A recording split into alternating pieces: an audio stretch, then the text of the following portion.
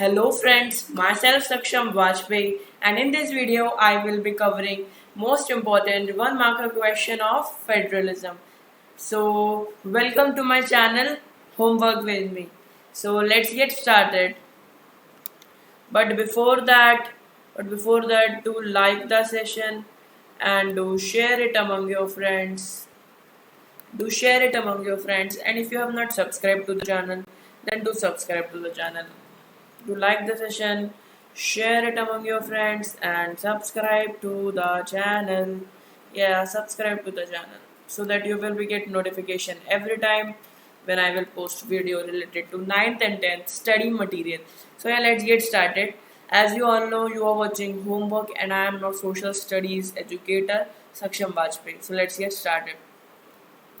So the title of the session is most important. Title of the session is most important one mark question of political science या social civics social sciences. कौन सा chapter? Chapter number 2. So let's get started. Question number first. Which among the following are the example of coming together federation? हमें इसमें से बताना है कि इनमें से कौन सा coming together federation का example है. Coming together मतलब कि बहुत छोटे देश बहुत छोटे कंट्रीज एक साथ आती हैं और वो एक बिगर यूनिट फॉर्म करती हैं. तो इंडिया, स्पेन, बेल्जियम नहीं, हमें तो पता है इंडिया हमारी कमिंग टुगेदर नहीं है, ये तो होल्डिंग टुगेदर में आ गई. इंडिया हमारी होल्डिंग टुगेदर फेडरेशन में आती है. इंडिया, यूएसए तो नहीं पता, यूएसए भी नहीं है. यूएसए इसमें दिख रहा है और इसमें भी नहीं दिख रहा है. सो यही होगा क्योंकि यहाँ इंडिया है और यहाँ यूएसए और हमें यूएसए का पता है. बस सी इज़ द करेक्ट आंसर. और आप यूएसए से ऐसे ऐड कर सकते हो जैसे यूएसए कहाँ गया. U for united state of America, S for Switzerland and A for Australia. So या you can learn through this trick. और आप होल्डिंग टुगेदर का ऐसे याद कर सकते हो एसबीआई से. होल्डिंग टुगेदर का Spain, Belgium, India. Question number 2. The union list include subject such as education, forest, trade union, marriage, adoption, succession. Option number B, police, trade, commerce, agriculture and irrigation. Option number C, residuary subjects like computer software. Option number D, defense, foreign exchange, foreign affairs, banking, currency, communication. तो हमें यहाँ इतना दिख रहा है कि जो ये वाला है ये तो स्टेट भी हैंडल कर सकती है, तो हम इसको यूनियन में तो नहीं रखेंगे. तो फर्स्ट ऑप्शन तो हमारा हो गया eliminate. Second, police, trade, commerce, agriculture, irrigation, ये तो स्टेट का लग रहा है भैया. और तीसरा, रेजिडुअरी सब्जेक्ट, हाँ ये यूनियन तो बनाती है, इसका यूनियन पे हक तो होता है, बट ये यूनियन लिस्ट में नहीं आता. तो बस कौन सा बचा है? ऑप्शन नंबर डी, क्योंकि यहाँ तो लिखा ही है ना residuary subject. Question number 3. The system of Panchayati Raj involve village, state या यूनियन गवर्नमेंट? बिल्कुल भी नहीं. यूनियन गवर्नमेंट तो बड़ी होती है ना, सेंट्रल गवर्नमेंट वाली. तो ये वाला ऑप्शन गलत. Village district level and state level गलत. स्टेट लेवल थोड़ी होता है, विलेज एंड स्टेट लेवल गलत. तो बस ऑप्शन नंबर डी ठीक है, क्योंकि village, block and then districts. So this is the correct one. Question number 4. Which one of the following state has its own constitution? इनमें से कौन से स्टेट का खुद का कॉन्स्टिट्यूशन है? Uttarakhand, no. Madhya Pradesh, no. JNK, या JNK is the correct answer. But हम नागालैंड का देखें तो नागालैंड में भी नहीं है, तो JNK is the correct answer. Question number 5. Which of the following country is an example of coming together federation? Coming together federation. Which of the following is an example of coming together federation? USA, India, Spain, Belgium. So the correct answer coming together federation का है USA. USA is the correct answer. Question number 6. Here are, मैं इसको थोड़ा सा ठीक करता हूँ. I guess आपको ये दिख नहीं रहा होगा, तो मैं इसको नॉर्मल फॉन्ट कर देता हूँ. इसको और थोड़ा कैसे चेंज करूँ,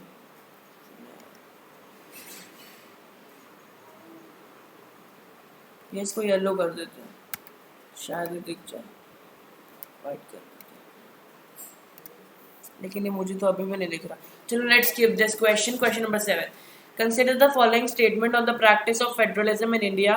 Identify those which hold true for decentralization after 1992. Option number, अब क्वेश्चन क्या कह रहा है कि हमें करेक्ट स्टेटमेंट बतानी है, करेक्ट ही बतानी है ना, हाँ करेक्ट स्टेटमेंट बतानी है रिगार्डिंग डिसेंट्रलाइजेशन ऑफ, इस वाले की बात कर रहा हूँ मैं 1992, इस वाले जब हम 1992 की बात हो रही है, जो 1992 में हुआ था ना अमेंडमेंट, डिसेंट्रलाइजेशन आया था, तो उसके रिगार्डिंग क्या क्या था. Local government did not have any power of resources of them. Option number B, it became constitutionally mandatory to hold regular election. Let's check the third one. The state government are required to share some parts and revenues with the local government bodies. Option number D.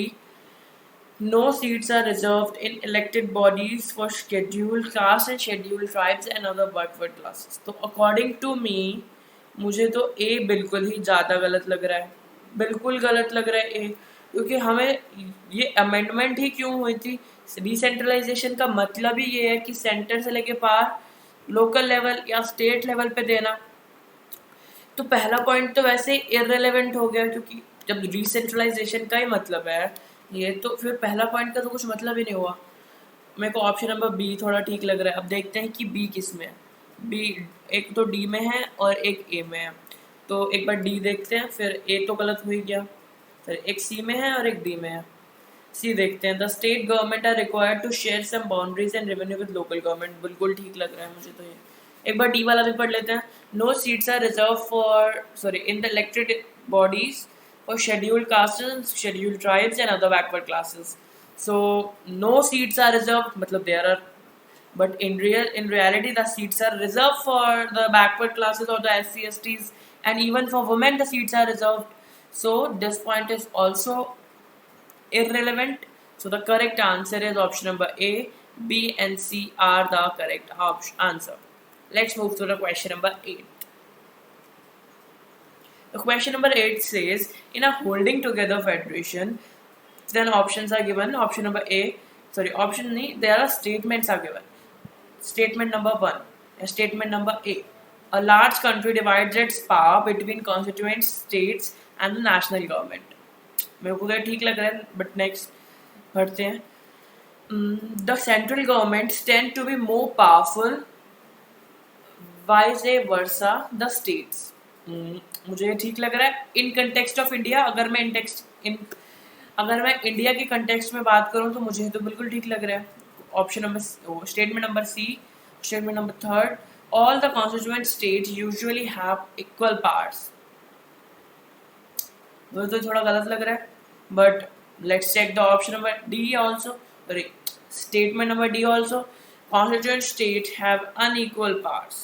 तो या तो अब सी वाला ठीक होगा या तो D वाला, क्योंकि दोनों बिल्कुल ही ऑपोजिट हैं एक दूसरे के. तो अगर मैं बात करूं इंडिया की, तो जम्मू एंड कश्मीर के पास पहले ज़्यादा पार्ट्स थी, उनके पास एक स्पेशल स्टेटस था. तो according to this option A is correct, because option number, statement number A is correct, B is correct and D is correct.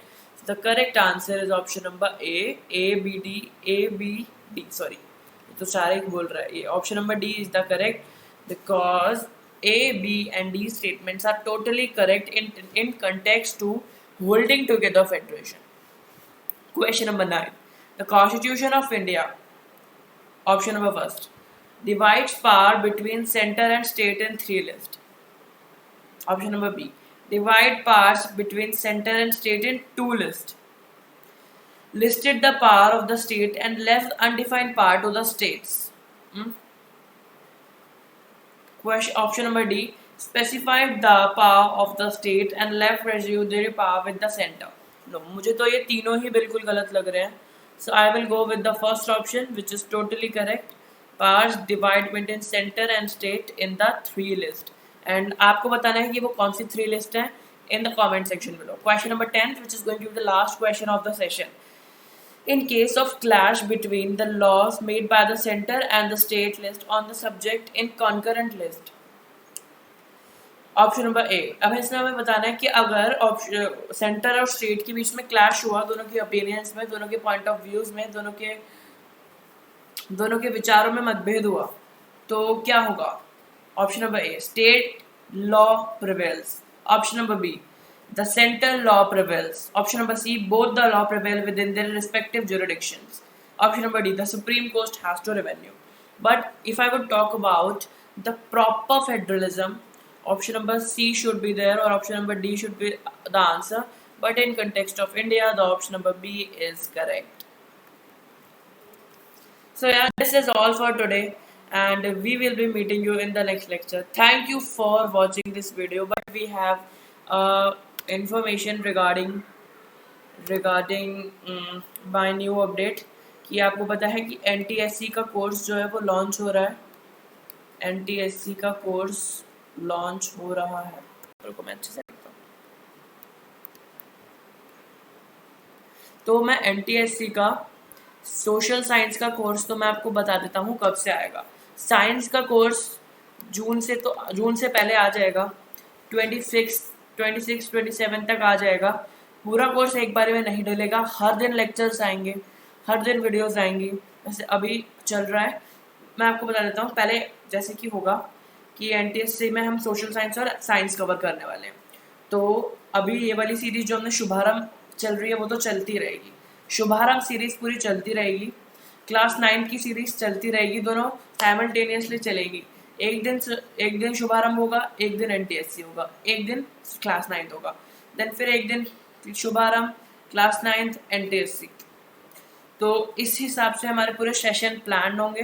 तो ये प्लानिंग हम 19 मई को डिस्कस करेंगे, full planning with full proof plan. But if you found this video a little bit helpful, so do like the session, do share it among your friends, and do subscribe to the channel. And thank you so much for watching this video. Thank you so much. Thank you. Stay safe, stay tuned, and stay at home. Subscribe to the channel. Bye bye. Bye bye.